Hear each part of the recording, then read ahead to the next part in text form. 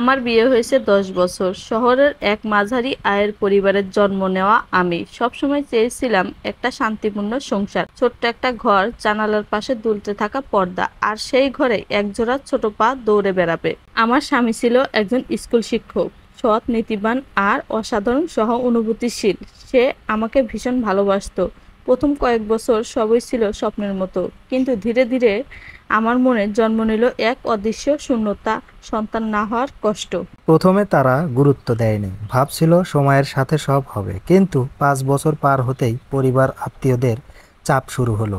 তোমরা ডাক্তার দেখাও না, অন্তত একবার পরীক্ষা করাও, তোমার তো বয়স হচ্ছে, এবার ভাবা উচিত। এইসব কথা ঘুরে ফিরে আসতে লাগলো। আমি চুপচাপ থাকতাম, ভিতরে ভিতরে সে ভেঙে পড়ছিল। নিজের দোষেই বুঝি এমনটা হচ্ছে, এমন একটা গ্লানি মনকে জর্জিত করছিল। একদিন আমার স্ত্রী চুপচাপ বসেছিল জানালার পাশে। আমি কাছে এসে বললাম, চলো কোথাও ঘুরে আসি। আমার স্ত্রী বিস্ময়ে তাকালো। আমার স্ত্রীকে বললাম, তোমার চোখ দুটো কথা বলছে, এই শহর, এই দেয়ালগুলো তোমাকে গিলে খাচ্ছে। আমরা দুজনে কয়েকদিনের জন্য উত্তরবঙ্গের এক শান্ত গ্রামে বেড়াতে গেলাম। সেই গ্রামেই এক অনাথ আশ্রমে পরিচয় হলাম ছোট্ট একটা মামনির সাথে।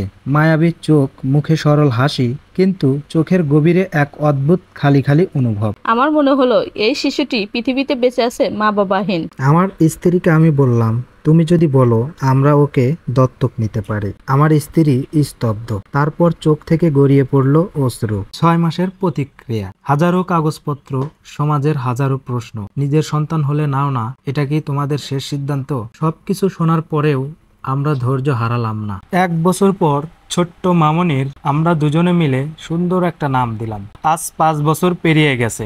আমার স্ত্রী এখন শুধু একজন মা নন, একজন যোদ্ধা। সন্তান হওয়া না হওয়ার মাঝেও যে মাতৃত্ব অটুট থাকতে পারে, তা আমার স্ত্রী দেখিয়েছে। রাতের বেলায় যখন আমার মেয়ে বুকের উপর মাথা রেখে ঘুমায়, তখন আমি ভাবি সন্তান জন্ম না দিতে পারলেও আমি একজন মা, আর সেই পরিচয় আমার পৃথিবী। ছোট্ট মামুনিটাকে ঘরে আনার দিনটাতে চোখে আমার অশ্রু আর আনন্দ একসাথে ছিল। পাড়ার অনেকে খুশি ছিল, কেউ কেউ কানাঘষাও করছিল।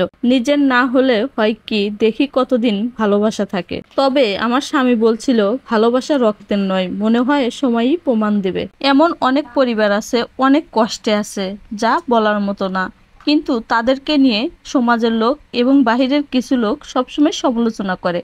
তাদের ভিতরটা কখনো বোঝার চেষ্টা করে না যে তারা কতটুকু কষ্টে আছে। মন থেকে ভালোবাসলে সবকিছুই জয় করা সম্ভব। তাই যাই হোক, এই গল্পটা একটি আপুর জীবন থেকে নেওয়া। আপনাদের কাছে কেমন লাগলো গল্পটা অবশ্যই কমেন্ট করে জানাবেন, আর ভালো লাগলে লাইক, কমেন্ট, শেয়ার করে দিবেন। আজকের মতো এই পর্যন্তই। নেক্সটে দেখা হবে আবারও কোনো গল্প নিয়ে। ততক্ষণে সবাই ভালো থাকবেন। আল্লাহ হাফেজ।